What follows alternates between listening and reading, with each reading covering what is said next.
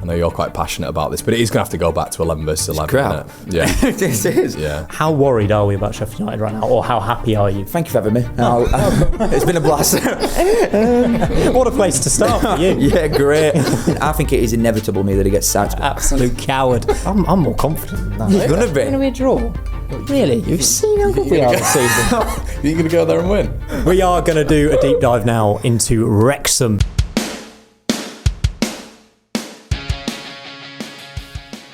Hello guys, welcome back to the Sportsman Untitled. I'm Simon Lillibury, your host, and today I'm joined by Conor McGilligan, as always. Nice to have you on, Conor. But we've got a debutant. It's Callum Fowler, joins us on the show for the very first time. We're going to have a look at what's going on in Wrexham later in the show, but there's a whole lot of weekend action we need to cover first of all. And I think, Callum, we should probably start with Sheffield Wednesday winning a game of football away at Portsmouth. Well, thank you for having me. It's been a blast. What a place to start for you. Yeah, great. I think it's rare that they'll win. Let's put it out there, nice and early. Bannon were good. You know what? You got to give him his props, haven't you? Yeah. For that, it were good. I don't think there's a lot to say though. I don't think it's something that we're going to see consistently that they're going to win. I do think they rode the luck for large parts of it. Obviously with Shaughnessy, who got injured and pulled up, and then that young lad went through and scored. But they've got a youthful team, so I feel like it's almost. There's no to lose. Do you think it's the right thing to do for the youngster? Shaughnessy's pulled up, done his hamstring, he's through one-on-one. There's a bit of fair play going on, but you can't put the ball out one-on-one, can you? Nah, it's a gift, isn't it? Yeah. It's a gift. You're always going to put that away. Wednesday fans behind the goal, looking like Cambridge fans. It was a brilliant finish. Bannon's as well, top quality free kick on it. I know you're a big fan of it, but Sheffield. It's a huge result on the road. Pompey, very good at home. Didn't expect it whatsoever. Obviously, Mousinho's got them very well drilled. Obviously, was it last week when they played against Southampton? Southampton, the 0-0. Brilliant result for them there, but I just don't think they turned up. No. And Wednesday, they deserved it, didn't they? 2-0 win. So I think the injury to Schmidt, the Portsmouth keeper, was quite key in this because they had that Killip in goal. Who I know we say it was a decent free kick from Bannon, but it was nowhere near the top corner, and he just went the wrong way. He made a really good save before that, didn't he? As well. I don't think it's Schmidt's a good keeper in it, but I don't think it's a huge loss. That going back to Wednesday though. I do think they will do better in games where there's no expectation on them at all. Like the Leeds one, for example, in Cup. Leicester away first game, I thought they looked quite good. They've done well away at Portsmouth, who nobody thought they'd go and get anything. The games at home, when they're playing like, I know Stoke have done well, but Stoke, Bristol City, them sides, they're getting tonked in them when people are thinking they might be able to do something. I think when there's no expectation, they're doing quite well. Do you think that's because probably when they're playing these sorts of teams, they're kind of low, mid-blocking it, aren't they? Whereas when they're at home, they're actively going out to try and win the game, aren't they? Whereas I thought against Portsmouth in particular, there was no real, like you said, no real expectation. They were sitting out to defend, maybe get a point, and they hit them twice. You know, if that continues to happen, can Wednesday stay up? Go up. I think Pedersen does deserve credit for that. Like, pretty inexperienced manager for this season. He's managed to. I don't know how competitive they are, but in certain games like this one, like the draw at Wrexham, he's managed to get results out of this team, which is massive credit to him. But I don't think I expected anything. I genuinely didn't expect a point on the board. So at the minute he's doing a right job. Yeah, he's doing well. One team that's got plenty of points on the board is Middlesbrough. They beat West Brom 2-1 on Friday night. Callum, they just keep on winning, and the Rob Edwards train kind of keeps marching on, doesn't it? It does, yeah. The 5 wins and a draw, aren't they, the first 6? I don't think, because it was Friday night game, weren't it? I don't think they were actually that good though in that game. I don't think there were loads of quality from either sides really. But it is kind of a good side in it if you can not play that well and get 3 points all the time. That's what Sheffield United did for half of last season. I think the second goal especially was really, really good work. I think Hackney played a really key part in that as well. Can they sustain this and be a top 2 contender? I know it's very early to say this, and we'll come on to the relegated teams struggling in particular. Borough are taking full advantage. Yeah, I really like Napan, the lad from City. Looks like a really good player. If they can start him week in, week out, they just look a threat and transition, don't they? Aidan Morris tried to let West Bromwich Albion back in the game at one point, but they just look strong, don't they? I thought they were the better team. Cali San getting a goal as well. Brilliant goal, that second one for Borough. It's encouraging right now. Southampton next is going to be a bit of a test for them away from home, I think. And this is where I think Borough's next 6 are pretty tough. So this is going to be the tester, really. But right now, they look really quick in transition, free-flowing. just look really fluid. I think he's doing a really good job at the minute. What is it, 16 and 18 points? Can't complain. As I say, I don't think they're like statistically massively dominant Borough this season. They're not like proper peppering teams, but they're so efficient, especially in the attacking thirds, and they've got quite a lot of attacking quality now, especially when you look at, like you say, the addition of Nopam in that kind of final third. Yeah, well, like going back to that question about if they can sustain it, I don't see why not. There don't seem to be a Leeds or Burnley from last season, is what I would say straight away. Like teams that you probably thought would do that are Ipswich, who started quite slow. Leicester have done all right, but Southampton are quite far down there from sides that were tipped to be at top. Sheffield United at bottom. So I don't see why not if they carry on chipping away like they are doing. Yeah, exactly. And talking of Ipswich, their game this weekend didn't even finish, Conor, because it absolutely hammered it down at Ewood Park. Blackburn were 1-0 up. Jacob Greaves had been sent off. What should happen next for this game for you? 10 minutes left to play. Surely they've got to continue. You can't start from scratch, can you? Yeah, but they're not going to do that, are they? It's going to be a replay. It's going to be a replay, which it's unfair, isn't it? But it's going to be 11 versus 11. Obviously, they had that advantage, didn't they? Cantwell got a goal as well, which is good for him. He's had a really good start to the season. I know you're quite passionate about this, but it is going to have to go back to 11 versus 11. Crap. Yeah. It is. Yeah. Why should it though? I don't see the logic in doing that. They've got 10 men. Blackburn were dominating as well. Never mind the fact they were winning. They didn't have a shot in second half. Ipswich. They had none at ball. There were no way they were getting back into that game. I just think it's daft. Well, what would you do then? I'd just call it not 3-0. Get 3 points. Blackburn done. You can't call it though without finishing the last 10 minutes. You can't just call the game at 80 minutes. You have to finish it. The depth it's more biased. Well, the depth Ipswich have got. Yeah, but you're saying that they're 10 men. They started making the subs. We were in like 78th minute or something like that. We're not like just starting second half.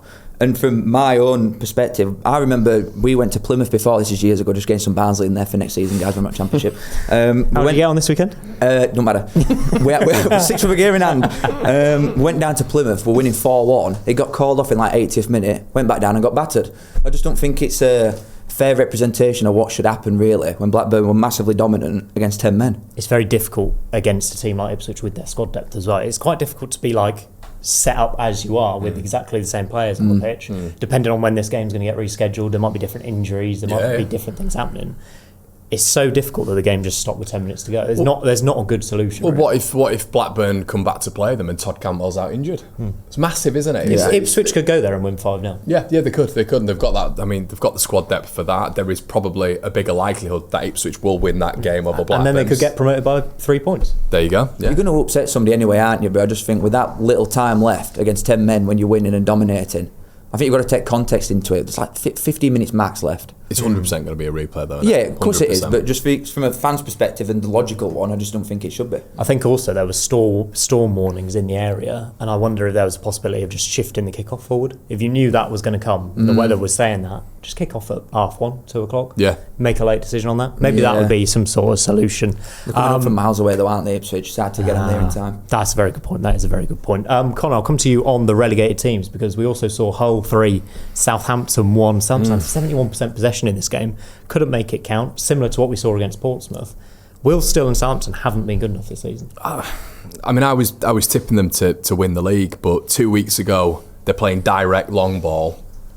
This week they're trying to play through Hull City. I don't really understand what's going on there. I think they're not on the same wavelength right now. I think this is going to take time. It's a completely different style of play as well when it comes to Will Still. I don't worry about Southampton as much. I thought Hull were good. We were talking about off air as well, how important McBurney is in just improving players around him as well. You know, drawing players into games, drawing fouls and higher up the pitch. He's finishing, he's expert. He's still one of the best strikers in the Championship as well, so that's got to be taken into context. But Southampton at this moment in time, even the Portsmouth 0-0, I didn't think they looked a massive threat. No. At home, and I think we spoke about that, didn't we, on here? We said, look, Southampton are probably going to be favourites for it. If Portsmouth are good on the day, might get a point, might get a win, but they were blunt in that one. I don't really understand the style of play at the minute. It's a time of transition, I think, for Southampton at the minute. And we've seen, like you mentioned, Leeds and Burnley come down and look so good. It feels a really season of change, kind of, especially from Southampton point of view. Like Conor says, I don't really get the plan. What have we made of them so far? You've got to change everything though, haven't you? They've come down at one of the worst Premier League sides ever, to then, you've been dominated every single game, you've got to soak up possession and play on counters, to then completely shift your play style with a lot of the same players still. They've sold the best ones in Diblin and Fernandes, but a lot of the defence is same, and you've got to immediately sort of switch that mental side and think, I know you've been used to absorbing pressure all the time, but now you've got to go and dominate every game with a new manager and, like you said, a new system and everything. It is tough. I do think it is going to take time for well, them and some other sides, like maybe Norwich as well, you could put into that sort of clump as a sort of favourite near start that have started quite slowly because of that. It's a new manager, it's a load of new players. I just think it's going to take time. You can't just come down and immediately do what Leeds and Burnley did last year. There are a few Southampton fans saying felt a bit like Russell Martin 2.0, which I don't think is necessarily a dig because he got them promoted in the end. But it does feel a bit similar when you see them have this much possession and no this bite to chances. end. Yeah, exactly the same. So, is there a worry that history could repeat itself there? I don't think so. I think over full course of season they'll be all right. They should still be top 6 with quality at squad that they've actually got. But I agree with what you're saying. Like they do look like they've got all at ball. It's same as Sheffield United as well. You could like play this with a few different sides. They've got a lot of possession, but they're not doing a great deal with it. When you look at expected goals rate in that game, all have got double it with players nowhere near calibre Southampton's. So I just think it's a time aspect. Finn Azaz as well. They need to see a bit more from him. I think he's been so poor. It's not been good so far, has it? And next game as well, they're up against Borough, aren't they? So. I really don't rate Azaz. No, that's where it comes down to it. Borough fans were like, we told you about this. We told you he's kind of lazy. We mentioned it for Southampton, Portsmouth. He doesn't move enough to be a creative number 10. His numbers were fantastic for Middlesbrough last season, but look at the midfield they had behind him though as well. How much was that? How much was him having the final pass and having it created for him? How much was he actually creating himself? So need to see more from him, definitely. I'll let you have a quick word on McBurney as well. As Conor said, you were bigging up McBurney. Let me wrap then. Bigging up Ollie McBurney at Hull, weren't you? He's done a great job so far. Yeah, he's got 3 goals, 3 assists, I think, in 6 games so far. I do think just because he's Scottish and called Ollie McBurney that he don't sort of get the credit he deserves. He's not been a flash striker anywhere, I don't think. He's not scored loads of goals anyway. He did well for Barnsley and then for Sheffield United. But like you touched on then, his link-up play is excellent. The reason that Njai did so well for Sheffield United that first season was because of McBurney. He does all dirty, crap work for a striker to make somebody else look good. And I think that assist that he set up for Lundstram just sums him up. He could have had it himself, but he just plays layoff at easy goal. I love him, mate. I think he's mint. Yeah, he is. He's as a championship striker. We were just speaking off air as well about Sheffield United and Tom Cannon, and I know we'll get into Sheffield United in just a little bit, but I'm sure Sheffield United fans right now would take Ollie McBurney over Tom Cannon. But yeah, brings other players into proceedings. Balumi as well, I think, benefits massively from him. I know he got injured at the end, so we'll wait and see how that transpires. But yeah, look really good with him up top, and the XG as well. I was surprised that Southampton was so low down and Hull created so much. Could have been more than 3, I think. Yeah, absolutely. Let's roll on to Sheffield United because Chris Wilder's return ended in a 1-0 defeat, Charlton nicking a late goal. How worried are we about Sheffield United right now, or how happy are you? I'm loving it. I'm loving it, man. I'm living life. But I didn't expect them to lose an opening game at home to Charlton. No. Not on Wilder's return. You think a manager bounce. This is the mother of all bounces, isn't it? He's been there 3 times, but he's lost every time as well. And if you knew that, every time he's come in as manager of Sheffield United, he's lost his game. I do think there are just problems there that a new manager can't immediately fix. He said, didn't he, in an interview after the game, that they look quite damaged. Like it's not sort of the same mentality as it was last season. And I do worry for him a little bit, I don't think it's going to be as easy as Wilder comes in, you just click your fingers to start winning games. I do think, it'll probably take a lot of time. But if they stay up as of right now, I think they've done quite well. Honestly, and that might sound ridiculous, seriously. But try and pick 3 teams that they can finish in front of, apart from them that live in South Barnsley. It's tough. It's tough. It is. You think I'm going crazy? It's crazy talk. You ask a lot of Sheffield United fans are saying the same thing. Yeah, they are really worried. And I think Vinny Sousa is obviously a massive miss, Colin, but the midfield just doesn't look right. It doesn't look balanced. Potentially too young. I don't know what's going on there, but they're so easy to beat. They don't create anything. Yeah. It's Matos in it and Peck. Yeah, and so small. Yeah, and it just looks like that. And it was so underrated last season. I can't believe it went for 13 million. But Vinny Sousa's ground covering. I mean, it's like I saw it in person, and just how he's able to get across that midfield. He's an athlete. And effectively just facilitate Sidney Peck to get the ball roamed forward. Matos is another youngster, not had that much senior football, so it's going to be interesting to see. But I agree with Cal. It's O'Hare's an interesting one. Headless chicken. Yeah, completely. And I thought this season potentially would be, especially if Hamer did leave, obviously, which he hasn't, but maybe he was going to step up and be that almost hallmark of their attack. Once again, I'm struggling to see what Callum O'Hare is bringing to the Sheffield United side.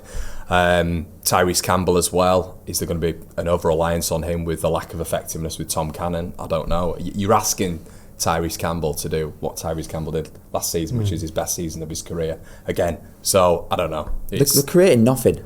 That is what it comes down to. They scored 1 goal. I know they're playing Charlton at home, so it's sort of you can write it off, can't you, I guess, because Nathan Jones and defensive side of things, that's what Charlton are anyway. They make it hard for you.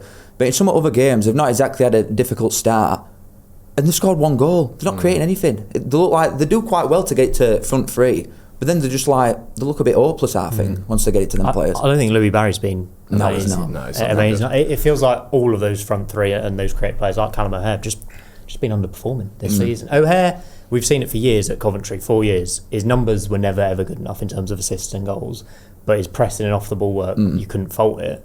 But I don't think that's enough for a team that should be pushing for promotion to the Premier League. Nah, and once again, you're looking at that front line and thinking, if it's not Gustavo Hamer, then what is it? And there's a problematic situation to be in Sheffield United. They didn't create a massive amount last season, did they? They won the game by the odd goal, didn't they? But like Carl's just said there, they're struggling. I think the big thing as well is right now, look at that team as well. And Harrison Burrows was so good last season. I think he's struggling at this moment in time from a wide perspective as well. So yeah, not great. They look shot for confidence as well, which you'd expect from a side that's lost every game. But after that back line from a side that was so defensively sturdy, they conceded like 1 goal at home in first 10 last season, something ridiculous like that. They had a great record. Only Tanganga looks out-like, I think. McGuinness looks okay, but I think that's going to take time. But He's slow on the turn, isn't he? Yeah, but from the defenders that they had last season and how sturdy they looked, and I'm not his biggest fan, but like Robinson, for example, and that, whatever his name is, that Bosnian fellow who's gone. NL. Yeah, Anil Dave. That lad, they look miles off it compared to that, and I thought that was a strong point from last season. Yeah, absolutely. The last game we're going to touch upon is Leicester 0, Cov 0. Cov's Invincibles keep on rolling. Who finishes higher, Callum? Cov. And I'm not just saying it because you sat here, but yeah, Coventry for me. Leicester started quite well as well, but the points deduction, I don't think anybody truly knows what's going on there. But if they get one, I think that definitely nails it. But Coventry, I think, are one of the best sides in this league. I think it was interesting for this game, Connor, because Cov, we've seen this season attack so much chances, so many goals, had you right, scoring goals for fun. This was a very different side for this Coventry team where they actually had to dig in a bit. Quite a tough away game. It showed a different side to Lampard, which actually gives me a bit more belief that we can go quite far this season. Yeah, I thought there was a threat as well with Rodoni and Sakamoto on that right hand side consistently. Wright should have probably scored as well, I'd say. I think you go to the King Power at the minute, especially with their front line, their forward line, you come out with a point, you're absolutely laughing, aren't you? It's a cracking point, that. The unstoppable Abdul Fatah, who was stopped, as you said. Good show notes. We are going to do a deep dive now into Wrexham because, I mean, we had a lot of notes here. Statman Dave on our preview said that they would get relegated this season. We were going to potentially talk about them in this section going down, potentially talking about other managers that could replace Phil Parkinson. And then, of course, they go and beat Norwich 3-2 away from home. An absolutely outstanding result. 2 away wins now for Phil Parkinson's men. Wrexham this season, Callum, defensively all over the show, right? Connor Cody got dropped for this game. How do you rate their chances of improving that defence as we move forward? High, I'd say. I don't think they're going to go down, that's for sure. They have changed everything though, haven't they? And again, it's same as they do every year. They get promoted and then cut cloth for all of them. They get rid of so many different players. They're so cutthroat. Is that the right mantra? Is that the right way to do it? Because they couldn't have stayed up with that team last season, right? No, they couldn't.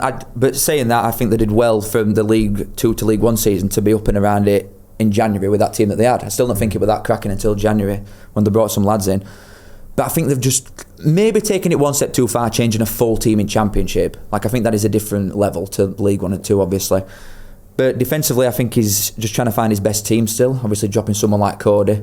Did he not have armband on one at first games? You'd expect him to with, like, obviously the experience that he's got coming down. But the defence was so good last season. That was the strongest point. The Brunton, that Max Cleworth's brilliant. So, I don't know. I think he's just struggling to find his best defence at the minute, or his best team in general, because they've got that much depth. Yeah, it's almost like, obviously, they brought in Danny Ward, and he was brought in as the first choice keeper when I thought Okonkwo was really partially dropped. But now Okonkwo's back in the team, and they're still conceding quite a lot of goals. Well, they made a mistake, didn't he, in that game? So first goal was a bit... Just gives him an excuse now to put Ward back in. Something like that. Which I'm not sure they want. But I think we were just saying off air as well, they keep Sheaf, they keep Windass. I mean, how many goals are you going to get you this season? It's massive, isn't it? So you just got to outscore your opponents. I think they'll be tight enough at the back. Parkinson, I mean, I've said throughout, really, I'm not sure he'll stay for the the full campaign. I think that's inevitable.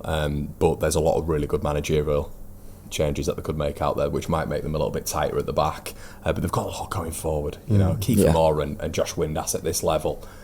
Even Ryan Hardy, who barely gets a mention, does he? Yeah, exactly. Barely gets a mention. I think they'll be absolutely fine, Wrexham. Yeah, absolutely. Ben Sheaf in particular, getting rave reviews from Wrexham this weekend because of basically just that pass for the pre-pass for the Wrexham goal, Josh Windass. How important can he be if he can stay fit? Well, that's it, innit? It's if he can stay fit. I think you could say that about a few of them, really. The starting 11 is brilliant, and I do think the depth is really good in certain areas. But someone like Ben Sheaf, they've bought him for that much money for a reason. He's very good for this division. Like when you got to semi-finals against Man United, that weren't that long ago that people were touting him with top Premier League moves. He's outstanding for this league. He's very good. I think as well he protects them on that transition as well. Yeah, like you see with Eccles for that period of time as well. So I think what do you make of him? Do you think he's a decent signing? He should. Wrexham? Yeah, I mean, absolutely. I think for Wrexham, it's the exact type of player they need. You can go and sign another Championship club's captain. It's like, wow. I mean, we signed Matt Grimes from Swansea, and it felt a bit like, right, we're making a big move here. Ben Sheaf is a wonderful, wonderful footballer, and I think he has the ability to play in the Premier League. It's just he can't stay fit, and you can't rely on him for more than 25, 30 games a season, which unfortunately, if you're near the top of the division and he's that important to you, it's difficult to justify paying quite a big wage and paying a big transfer fee on that. But when he's on the pitch and playing well, and I think with their squad depth, actually, it might help him out a bit. For Coventry, it was very much he plays every minute. We have to leave him on the pitch. Probably didn't help his injury issues. For Wrexham, they've got a little bit more in there. Maybe they can bring him off after an hour. Yeah. Maybe they can rotate him, rest him some games. It might help him out. But killed Norwich out wide as well. Yeah, killed them out wide. But I think it's really that basic. Keep Sheaf, keep Windass fit, and they'll be absolutely fine. The different profiles that they've got though. Like, who started for him? Did Matty James play? I don't think so. No. They've got like Rathbone, who scored a lot of important goals from last season at middle. Dobson, Ben Sheaf. The different profiles that they've got in middle, you can change and adapt for whatever. Well. Yeah, exactly. Biggest one. Yeah. You can adapt to whatever opposition that you're playing with them different type of profiles that they've got. There should be a lot higher up than they actually are. Yeah, I think it should be. Is that what we think with the expectations though? We didn't really know what to expect for them this season. It almost feels like Parkinson might suffer if the expectations are too high. Would you suggest just staying up for Wrexham is a good season and good enough for Parkinson to keep his job, or does he have to be pushing top half? I think he has to be pushing. Yeah, I think he has to be pushing. I think they've got a very good team. It's you could probably pick 8 worse teams than Wrexham put together this season, probably even more. I think they need to be pushing that top 10. I think I had them in 16th. But that's just the realism of if they kept hold of Parkinson. I think we did it midway through the window, didn't we? But they brought in a lot of really good profiles towards the end as well. I think they've got to be pushing. If you come up from League One and spend 30 million quid, your expectation is top 6. I think. You cannot. That is not normal at all. Like Charlton were lowest spenders at 10 mil coming up from League One, and that is a lot. £30 million after the amount they spent in January as well. You have got to be looking at least top half, at least. I think he's in trouble. And the Wrexham owners will be looking at Birmingham right now as well. Of course they will. Definitely be looking at Birmingham and thinking, we kind of want to emulate what they're doing, really. They're trying to go up as fast as they can. Yeah. I think there's a thing as well that, as we said with the transfer window, I think I put them in 12th before the season started because I thought there's 3 weeks of the summer window left. They're going to do stuff. We've got to consider January in that. Yeah, exactly. Wherever they are in the league, they're going to go for it again. Yeah. And they've got the financial clout to basically outspend every other team. Well, they did that last season. They brought in Sam Smith from Reading, who don't even get a mention now, and who one of the best strikers in League One. He's like 5th choice. They brought him in. I forgot some of the lads that they brought in, but they took some money at it in January, and that's what got them over the line. They'll do the exact same thing. You're right. This January. Birmingham will do the same thing. Won't they will. Everybody that's got some money is going to spend it. Wrexham have got most. Yeah, we'll have to see how they get on as well. Do you think Josh Windass is potentially a little underrated? So we got 3 and 3 in the Championship already this season. Obviously a brace at Carrow Road, 13 goals last season. Think he might go under the radar a little bit? Yeah, I think he did last season, to be fair. We're easily Wednesday's best player. I just don't think they like him as much because he speaks like a fan and not a footballer. I think that is a reason. I genuinely think that is a reason why people don't like him. He got double figures for goals for an absolutely crap side last year. So if he's got the service that he has here, we've seen goals that he can score. He should have had an hat-trick at weekend if that other one had gone in off post. He'll get double figures for him easily. If they play to his strengths, he'll be one of the best players. He'll be 15, won't it? 15 plus if they keep him fit. He's top draw for this league. Yeah, he's a top Championship player. Once again, could you have maybe got a promoted side going from, could have Burnley have brought him in, You go West Ham. But you know, is his ability at that level? It probably is lower ebb. You saw the quality he produced, especially for that second goal. He's a match winner, isn't he? So yeah. Absolutely. The XG in the Norwich-Wrexham game, by the way, was 2.34 to 1.3. So yet again, Wrexham have conceded a lot of chances. They also nicked an away win at Millwall, didn't they? When they were by far the second best team. Derby at home up next at the weekend. Can they finally win a home game? I mean, I think John Eustace's side have been pretty poor as well this season, so this is a decent chance. Yeah, the fourth bottom, Derby.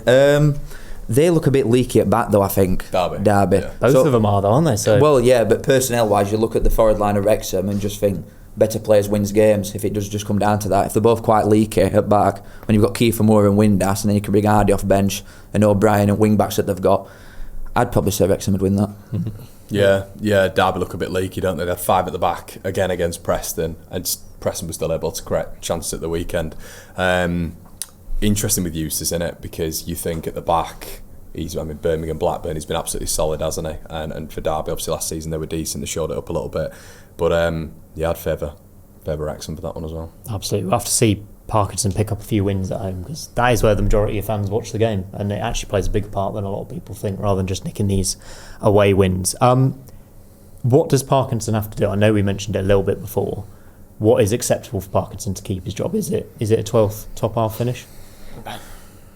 Yeah, it's really bad. He just needs to pick wins up. I know he just does, doesn't it? Yeah, but he does. He just needs to pick up home wins as well. It's no good just getting the occasional away win, is it? It's no good just picking up a result at Norwich. They want to see consistency, and consistency will breed that success, won't it? If they do that, they're going to climb up the table. They're going to go into January. They're going to invest again, and then you're projected. Can they get even higher? I don't know, but I've said at the start of the season, I'm not sure on Parkinson. I know the managers that are available now, we've mentioned a few off air, throw a few into the mix now. Gary O'Neill, Danny Rawle, you mentioned Steven Gerrard, didn't you? There's a few out there right now who I think they're probably looking at and thinking, if maybe there isn't 2 out the next 3 wins, then we might make a call. They've got to make a call at some stage if this continues. I don't think that's acceptable for the Wrexham owners with the amount they've invested. It's difficult, isn't it? Because I think he is slightly disrespected. This is a manager who's got back-to-back promotions. He deserves longer than we're talking about the here and now, though. Games. We're talking about the here and now, and there's been massive investment in that side. And they want instant results now. Norwich 2, Wrexham 3. How's that for an instant result? Well, yeah, it's not really instant though, is it? But yeah, look, apparently it was their first ever win at Carrow Road. Saw that this morning. Really tough place to go. Yeah, really good. And maybe it is disrespectful on Parkinson. I don't know. It's a bit both. That's just expectation, isn't it? Yeah, I think it is a bit of both. That you've got to give him credit because he has got promoted 3 times in a row. But he, as a man, has got his own limitations, and as a manager, and I think he's taken a metre as far as he really can. And I think it is inevitable that he gets sacked, because I don't think they'll be in top 6 in and around January, say. And I think if they've got any sort of reason at all to sort of get rid and go for a bigger name, I think they'll do it. They've been so cutthroat with players for so long. Why would it be any different with manager? It's a really good point. Which are one of those available managers tickles your fancy? I think Rawle would be good. Yeah, I really like Rawle, especially now he's left. Could he get them where they want to be then? Yeah, there's an intensity, isn't there? With Danny Rawle, it'll be completely different from Parkinson to Danny Rawle. I think one to maybe look at as well as Carrick. Yeah. I think Carrick could be a safe option for them as well. Obviously, very decent Championship manager who I think could improve a lot there, bring in a real certain style of play, which might not be as much of a transition away from Parkinson as what Rawle would. I think Rawle's the opposite end of the scale to Parkinson. But like we spoke about off air as well, Windass is there, who's worked with Danny Rawle before as well. Yeah, he'll put a word in. Yeah, he'll put a word in. So, but I think all those 3 right now. Would all those 3 managers excite Wrexham fans a little bit more than keeping older Parkinson? I think they would. And potentially players as well. Yeah, think about how they would react as well. Right, last thing we're going to do on our Wrexham conversation is predict where they're going to finish this season. Where did you have them at the start? Can you remember where you've had them at the start? 10th, I think. 10th? Have you changed on that at all? No. You're sticking with 10th? That feels quite high, doesn't it? Yeah, but I feel like they will sack him. Is my thought. I won't say that West Ham will get relegated because I think they'll sack Potter. So long term for the actual season itself, I think they'll be top half still. They've got the players to do it, and I think if they get a manager that can sort of unlock them a little bit more technically, rather than just being base level football, quite simple, just get into the box, shoot on sight, I think they'll be 10th. Yeah, I'm going to stick with 12th because it's what I said at the start of the season, but pretty much the same reasons. I think Wrexham are only going to get better and better from this point. Yeah, I agree. I don't think they're going to be any worse defensively. I think they'll probably have a couple more additions in January as well. So I'll stick 12th. Do you think they'll finish 12th with Parkinson? I think they sack him around Christmas. Yeah, not going into January. Because I think then a new manager will come in and then we'll see massive spending. Yeah, I had him at 16th, but that was probably the prerequisite that Parkinson was still there. I think he'd keep them up with his side, but I think a Danny Roll comes in, or I think a Carrick comes in. He's got to be top 10 with investment on it, surely. That is a good point though. About I think if they do get rid of a manager, it'll be before Christmas, so that they can spend the money for a new manager. They're not going to want to get Parkin over 20 million quid to then get rid of him, are they? They probably will get rid before. Yeah, absolutely. Where are you saying then? I'll go 11th. Oh God, you coward! Did he not just say top 10? Top 10, 11. Split the 10th and 12th. I'll go 11th. Absolute coward. Right, this week we're doing a Sportsman Untitled Extra, and it's coming out on Thursday, a day early, because the game we are going to be previewing is West Bromwich Albion versus Leicester on Friday night. The three of us will have a discussion about that, and you can catch that on Thursday. So make sure you subscribe to make sure you can watch that as soon as it comes out. Right, you two, I've got a quiz question for you both, because producer Seb kindly informs me that the Ballon d'Or nominees list has been released, and I want you to try and tell me the 4 former Championship players that have been nominated for the Ballon d'Or this season. 4. What? Bellingham. 4. Bellingham's one of them. It's quite a long list, I think. It's quite a long... Gyökeres. Yes. He's been not that further. How many have been nominated? How many overall? There's 4 Championship players. I think there's about 50 players. Okay, right, okay. We'll have no Gyökeres slander on this podcast, but He should have come to Barnsley and Ismail didn't want him. Elise. He missed a penalty at Barnsley, didn't he? Yeah, he did. Is Elise in it? Elise, yes. God, go on, Con. Are you going to join in? Or I'm admiring greatness. Can loan players be in there? Yeah. Kane. Good man. Norwich. Not bad. There you go. That's why you're on this podcast. Unbelievable Next stuff. week, get it. There we go.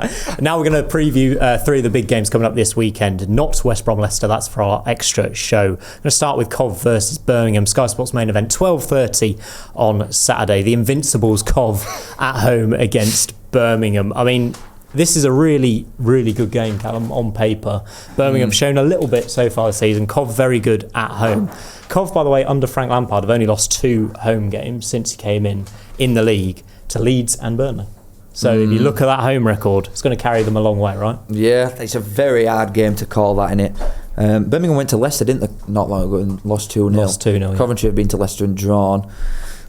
Late Lyndon Dykes winner from Birmingham this weekend, wasn't it? Stinks of a draw, doesn't it? It does. It really is boring though, isn't it? But I do think it'll be a draw. It's an hard game to call. It really is. I'm more confident than that. You're gonna be. It's going to be a draw. Really? You've seen how good we are this season. You think you're going to go there and win? It's at Cov. Oh, sorry, yeah. Well, you think you're going to beat Birmingham? Yeah. Really? I think Birmingham haven't shown enough for me yet. I think at the start of the season, when they had that opener against Ipswich, it was like, wow, intensity, press. I think they've dropped off. I think last weekend they didn't have a shot on target. And really good result from it the weekend, though. Beating that Swansea team, that was a good result. Yeah, but it's a 94th minute winner. Did they win the game? Yeah, they won the game. If you look at the statistics, they actually... I think they are a good team. They're clearly one of the strongest. I think they will finish in the top 6. I think the fact it's at Cov and not Birmingham is a massive help. And I think the home record and the atmosphere and the vibes, it's all good right now. I would back us to win that game, yeah. Rushworth was good, wasn't he? He was good. Weekend. Finally, he came good, and I think that's really important. Kitchen too. Yeah, you there, Cal? And Bobby Thomas. Kitchen, Bobby Thomas, yeah. Are they starting back too? Yeah, even though we bought in Luke Wolfenden, he hasn't started or even played yet. It's good depth, that. Yeah, it is. Really good depth. There's not much depth elsewhere, is the only issue. Yeah, top end of pitch. What happens if Adjirad gets injured? We get to see Ellis Sims play. My God. Goodness Keep me. him fit. Keep him wrapped up. Don't want to see him called up for international duty anytime soon. Yeah, so I'm going to go for a 3-1 Cov win. Oh no, what about that? What's your thoughts on Thomas Asante at the minute? You like him as a winger? He's better from the right. Again, this is where Mason Clark was out for the Leicester game, which was a massive loss, right? Yeah. And this is where we're talking about lack of depth. It means we have Thomas Asante, and then the only sub we can make in the attacking third is Ellis Sims. So makes it quite difficult.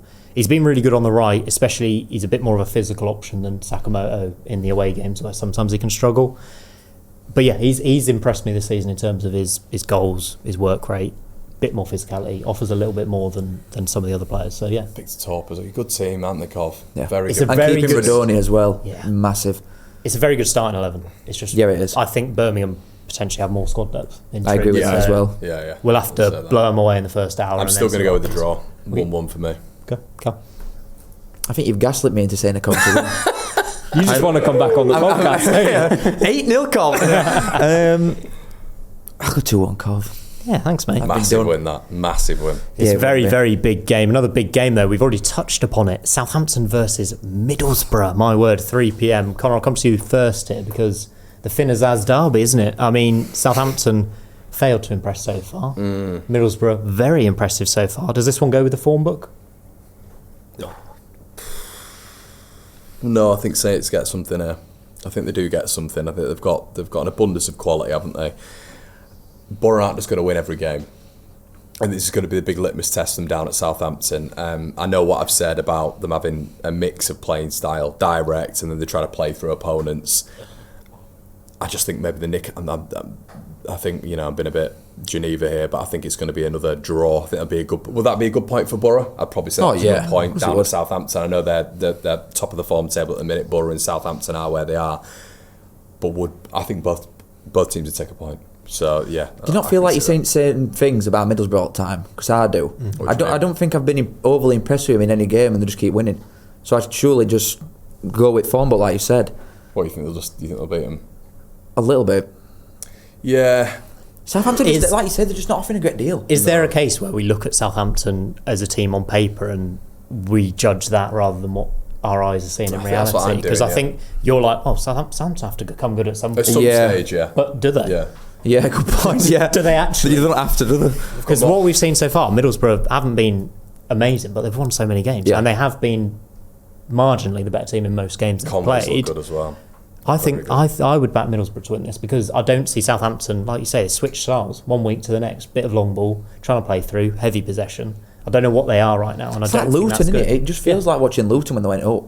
I don't think they were overly impressive in a lot of games, but they're hard to break down. They were just, like you said, efficient. I think I'll go 1-0. And they've got a lot of quality as well, haven't they? Borough now. Feels like Napan Yeah. as well coming in. That Calisan looks like a really good player. Conway as well. You're going 1-0 away win. I'm going 1-0 away win. Yeah, go on. Southampton 1, Borough 2. I'll go for a 1-0 away win. I'll join you, Callum, on that 3. Oh, we've convinced you then. You Yeah, changed you your did, mind on yeah. Southampton then. That easy. No bottle there, is there? And the last game we're going to cover is Preston versus Bristol City. The mid-table boys that are usually joined together, aren't they? Apart from last season, where Bristol City crashed into the playoffs. Little stat for you. Preston, 6 points better off now than they were at this time last season. Oh, right, okay, right. I thought you were going to say at the end of season total. I was like, wouldn't surprise me. That bad at the end of the season. They were one of the relegation favourites, weren't they? And they've done pretty well. I can't believe what's going on. Yeah, I can't believe what's going on. I had them at 23rd. No hope, no chance. And they've been really good. I spoke to a couple of lads who've been at the game at the weekend, and they just said they were really tough. They're not outstanding or anything. They reckon Alfie Devine's a right pick-up. Obviously, that was a brilliant goal from him the weekend. Just a hard-working side who just appear to be getting the edge at this moment in time. There's nothing exuberant about them, but yeah, they're playing and winning, aren't they? So. And Bristol, Sorry. I was going to say Bristol City, on the other hand, were rollocked at the weekend, weren't they? They need to kind of sort themselves out in terms of Gardstruber. Really high 1 week, quite low the next, it feels like. Yeah. It's just his playing style, isn't it? It's so intense, man orientated, isn't it? Yeah, that's what he was like at Barnsley. Yeah. Like tactically, that were the best that I've seen us probably in my life. I felt we were outstanding, and we finished 4th bottom. We're a really bad team, to be honest. But Ismail is a good. All right, man. Ismail, not Ismail. Got him on another one now. Yeah, Should we just talk about Barnsley? Yeah, welcome back. Ecky's here, isn't it? Yeah, well, that's what I was going to go into. I was going to say about Eke. Can I go into that? Can I go into Yeah, Eke? mate. Say what you want. I do not think he gets the credit that he deserves at all. He is a successful championship manager now with multiple teams. I know he did a lot of Lee Johnson's work when we got promoted from League One, but he kept us up comfortably. The only one that's not done well at is Leeds, but I think that were too big a jump at that time. He got promoted with Sheffield United without spending a great deal of money. I know it weren't the best season ever for Preston last season, but it was a tough division as well. To say they've wiped out full squad, brought a full new team in, I think they spent money on one player and that were it. They've barely spent anything. It's a lot of free transfers, a lot of good squad management and finances. Osmajic had a really good start as well. Yeah, I think he's getting the best out of quite a limited squad. What do you think the score's going to be then? This one screams draw. Wilder out, Hecky in at some point, maybe. Again, Just keep the cycle going. I know, weirdos. Slavisi Jokanovic again at any point, just chuck him in. Score prediction then, Cal. I'm going boring 1-1. That's so boring. It is boring. 1-0 Preston. Oof. I'll go 1-0 Bristol City then, and we can cover the full range of results then, Right, can't we? fair enough. They're a good side, Bristol City. Yeah, I know they are a good I'm not disagreeing with that. I don't think we've done any research for this, but we need to put together a fourfold from Saturday's 3 p.m. games. I do believe the fixtures have been written down by producer Seb. Thanks, producer near the Seb. back of your pack. I'll pick 2 fixtures. You guys pick 1 apiece. I mean, I think I should probably just start by saying I think Middlesbrough will beat Southampton for the reasons that I've said. I don't think Southampton will be very good so far this season. So I'll back an away win at Middlesbrough, Southampton. Callum, any 3 p.m.s there that catch your eye that you wanna pick out? It's not. I'm in a last man standing, and I'm stuck on some of these. It is tough. I'll probably go QPR away at Wednesday. Okay, even though Wednesday got their massive win. Yeah, but massive. Love that. that's a common word around them parts. Richard Kone, phenomenal. It's just outstanding. Yeah. I do think I always back QPR for a goal anyway, just because of that. But Wednesday, I think they'll probably come into this on a bit of confidence, and I think that could kill them. I think they get slapped. I think after you hit 7 past QPR as well, they've adapted a little bit. They've won all 3 after. Yeah, it looks like they're going a little bit more direct, not playing out from the back, which I think ultimately made Coventry score 4 against them. Yeah. But yeah, so they're looking decent now at this moment in time. That Vale looks like a real player as well. Yeah, I think QPR's a good shout. I will go for a Oxford win against Sheffield United. That'll be my 3 p.m. first I don't one. know about that. In the Chris Wilder derby. Do you want a second one? Yeah, mate, you do another one if you want to. I'll go with a Hull City away win Oh no, at Watford. no. We'll come back next week and we'll have a look. So I we've don't like got them from you. See how many we've done what we've accidentally done is 4 away wins, which is God.